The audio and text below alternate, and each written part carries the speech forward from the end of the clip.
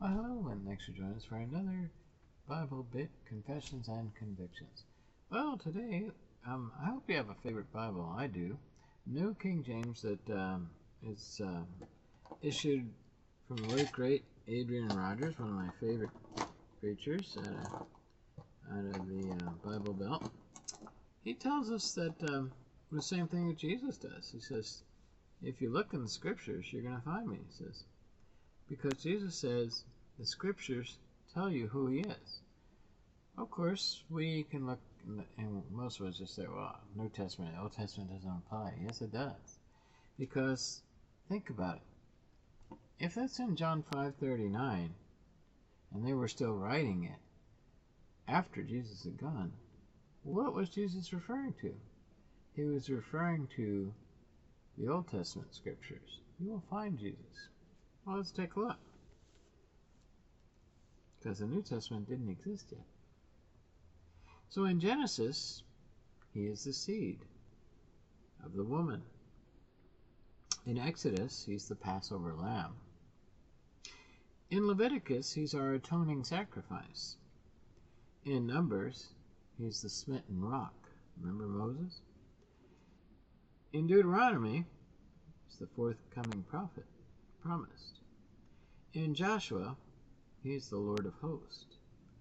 In Judges, and they sure needed one, he's the deliverer.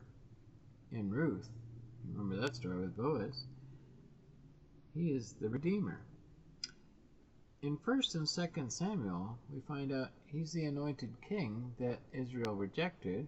They wanted Saul, they got David afterward, and then they got Solomon, and then they had civil war between Jeroboam and Rehoboam and the 20 kings of the north, all that were bad, and the 8 kings of the south, or the 20 kings of the south, and only 8 were good. It wasn't too good in a rating of 40 different kings over that time. And then they went into the Chronicles to tell you what they did.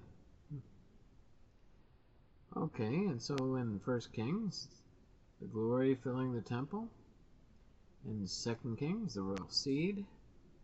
In 1st and 2nd Chronicles, he's the glorious king. In Ezra, he's the God of our fathers. In Nehemiah, he's the restorer.